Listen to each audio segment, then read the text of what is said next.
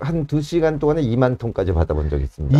적어도 수많은 사람들에게 둘러싸여서 이것은 아니다라고 외친 이 목소리, 이것만큼은 정말 평가해 줘야 되지 않나 이런 생각이 듭니다. 그렇군요. 금태섭 의원이 그 10월 21일이네요. 24일이 아니고 24일 날 탈당을 했습니다. 탈당을 하면서 어떻게 보면 이제 안철수 그 의원과 대표죠. 같이 정치를 시작했다가 민주당에 남아서 끝까지 또 계속 계셨는데, 그러다가 민주당을 떠납니다라는 그런 이 성명서를 내고 떠났는데, 제가 잠깐 읽어보겠습니다. 왜냐하면 이 성명서가 지금 현재 민주당이 갖고 있는 문제점들, 그것을 아주 구구절절히 적절하게 지적을 하고 있거든요. 뭐 다는 아니고 중간에 읽으면, 민주당은 예전의 유연함과 겸손함, 소통의 문화를 찾아볼 수 없을 정도로 변했습니다. 다른 무엇보다 편가르기로 국민들을 대립시키고 생각이 다른 사람을 범법자, 친일파로 몰아붙이며 윽박지르는 오만한 태도가 가장 큰 문제입니다. 거기에서부터 우리 편에 대해서는 한없이 관대하고 상대방에게는 가혹한 내로남불, 이전에 했던 주장을 아무런 해명이나 설명 없이 뻔뻔스럽게 바꾸는 말뒤집기, 이런 행태가 나타납니다. 우리는 항상 옳고 우리는 항상 이겨야 하기 때문에 원칙을 저버리고 일관성을 지키지 않는 것쯤은 아무것도 아니라고 여깁니다. 어떻습니까? 지금 돌아가고 있는 것들, 국민들이 느끼는 그 감정 절절히 표현하고 있지 않습니까? 이런 모습에 대한 건강한 비판이나 자기 반성은 내부 총질로 몰리고 입을 막기 위한 문자 폭탄과 악플의 좌표가 찍힙니다. 뭐 지금 계속 그러고 있죠. 당의 지도적 위치에 계신 분들마저 양념이니 에너지니, 대통령도 그렇게 말씀하셨고 당 대표가 이렇게 말씀하셨습니다. 양념과 에너지 하면서 잘못을 바로잡기는커녕 눈치를 보고 정치적 유불리만을 계산하는 모습에 절망했습니다. 어떤 조직 내에서 그 바른 말을 하려고 했던, 저는 어쨌든 이 부분에 대해서는 다른 뭐 금태섭 의원이 앞으로 하는 어떤 정치적인 행보에 대해서 제가 동의할지 안 할지는 알 수가 없습니다만, 적어도 수많은 사람들에게 둘러싸여서 이것은 아니다라고 외친 이 목소리, 이것만큼은 정말 평가해 줘야 되지 않나 이런 생각이 듭니다.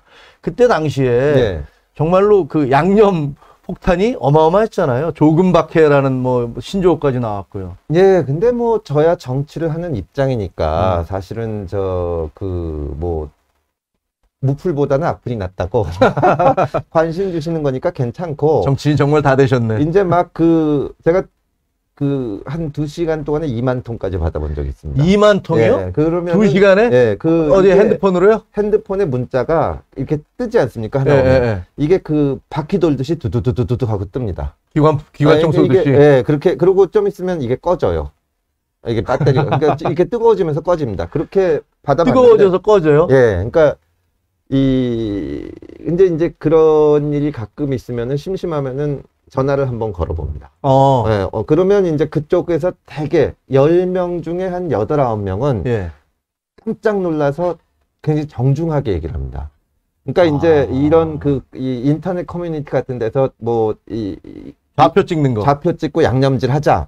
그럼 몰려가서 할 때는 상대방이 사람이라는 생각을 잘 못하는 것 같아요. 그냥 이제 집단적으로 가서 막 이러는데 전화를 해서 이제 목소리를 들으면 그때부터 인격체로 대하는 거죠. 그러니까 그렇게 나쁜 분들이 아니에요. 그러니까 저는 근데 이제 문제는 뭐냐면,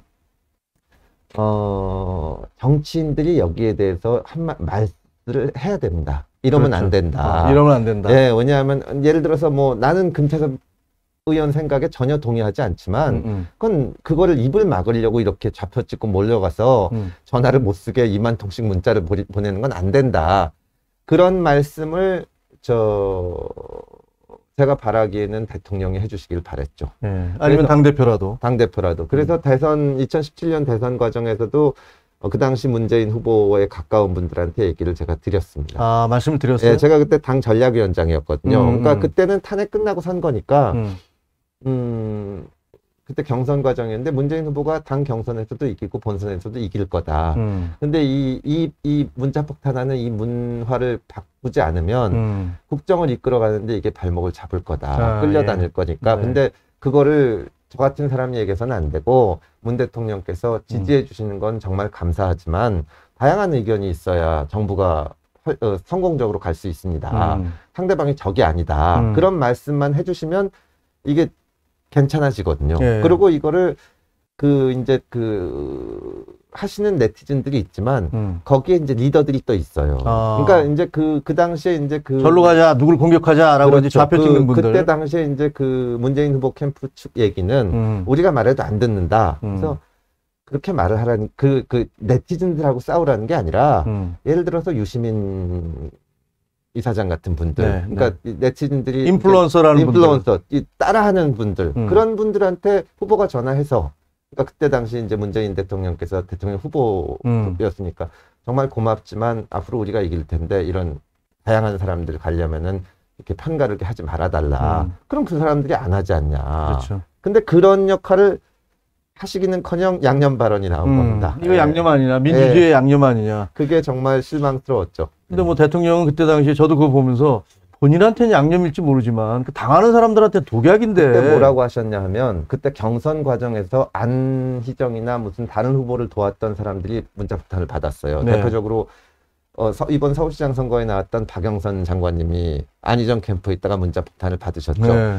거기에 대해서 문재인 대통령이 뭐라고 하셨냐면 내가 알았든 몰랐든 나한테 책임이 있든 없든 상처를 입으신 의원들이 계시다는데 위로를 드립니다 이랬거든요. 그러니까 자기는 책임이 없다고 말씀하신 거예요. 그러니까 지지자들 입장에서 보면은 이게 우리가 이렇게 해봤자 저 사람한테는 피해가, 그러니까 자기가 지지하는 정치인은 아무 책임이 없구나 이렇게 느끼게 된 겁니다. 정치뿐만 아니라 예를 들면 대통령이 어떤 재래시장에 가서 요새 경기가 어떠냐 그랬더니 일반 상인이 거지 같아요. 이게 사실은 하소연 아닙니까? 대통령한테 우리 너무 살기 힘들어요라고 하소연한 건데 그분도 또 좌표를 찍어서 뭐 핸드폰 번호가 다 공개되고 장사를 못하게 하겠다 온갖 협박, 욕설 이런 게 쏟아졌단 말이에요. 정치인들뿐만이 아니고. 예, 맞습니다. 김대중 대통령께서 정치는 항상 대중보다 반보 앞서가야 된다고 말씀하셨거든요. 그게 이제 반보라는 거로 대중하고 같이 호흡한다는 의미로 많이 쓰이는데 저는 그 반보지만 앞서가야 된다. 이런 지금 문자 폭탄 같은 거에 대해서 리더라면 이거 하면 안 된다고 따라가면 안 된다. 반보를 앞서가야 되는데 지금 반보 앞서가기는커녕 한 두세 발짝 뒤에서 쫓아가고 있으니까 그래서 국정도 이렇게 상당히 난맥상에 빠진다. 민주당이 좀 반성하고 쇄신해야 된다는 거는 거의 뭐 밖에선 다 동의하는 건데 그렇죠. 초선 의원 몇 분이 그렇게 대단한 내용도 아니고 그냥 반성하겠다는 내용을 올렸는데 문자 폭탄 받잖아요. 그렇죠. 근데 당 지도부에서 한마디도 안 하는 겁니다. 그러니까요. 오히려 뭐 이거 야단치고 하니까 나라 전체적으로도 지금까지 문재인 정부가 그런 모습으로 이끌어온 겁니다. 그러니까 그렇죠.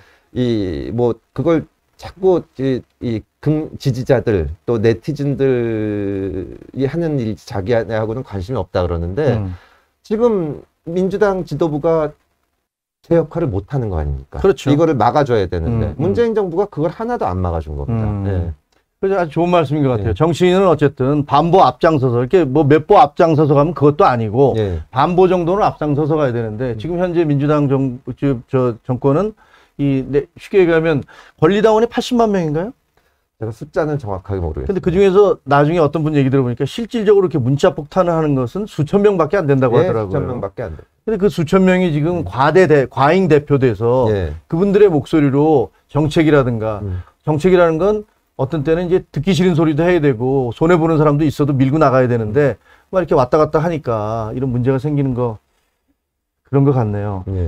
자, 어쨌든 그 선거 결과 민주당 정부에서 근데 참 한 가지만 더 여기서 여쭤보고 싶어요. 많은 분들이 그런 걸 물어보더라고요. 원래 민주당이 이랬던 거냐? 근데 원래 이랬는데 국민들이 잘 모르고 있었던 거냐? 아니면 변한 거냐? 그렇게 물어보는 분들이 있어요. 저는 원래는 전혀 안 그랬다고 생각합니다. 왜냐하면 지금 국민의힘, 옛날에 새누리당, 한나라당 이 계통의 정당과 또 지금 민주당 계통의 정당을 비교해보면 서로 특징이 있는데 이 국민의힘 쪽은 약간 권위주의적인 게 있습니다. 아무래도 보수 쪽이니까. 그러니까 뭐 전통과 권위를 존중하고 그 강점은 일사불란하죠. 그런 게 있고 이제 그런 반면에 민주당은 자유분방함이 있습니다. 그러니까 뭐 위에서 뭐라 그러건 딴 얘기도 하고 원래 진보라는 게 그러지 않습니까? 지금은 전혀 안 그렇죠. 지금은 근데 그게 이제 강점이 될 수도 있고 어떤 때는 좀 뭐랄까 지리멸렬해 보이기도 하고 그런 거였는데 어쨌든 그래도 말은 자유롭게 할 수 있었고 그거 하려고 민주당을 한 건데 지금은 보수 정당하고도 비교가 안 될 만큼 굳어져 버렸죠. 예를 들면 진중권 평론가 같은 경우는 뭐 전체주의, 유사 전체주의 그리고 예. 또 어떤 뭐 정치학자들은 유사 파시스트 아니냐. 이렇게 어떻게 모든 사람이 똑같은 목소리를 내란 말이냐 이런 주장까지 하고 있어요. 그리고 그거를 통해서 어쨌든 선거를 지난번에도 압승을 했고 그렇죠. 그러니까 그게 정치를 잘하는 거라고 지금 생각을 하고 있는 겁니다. 그게 아주 큰 문제죠. 예.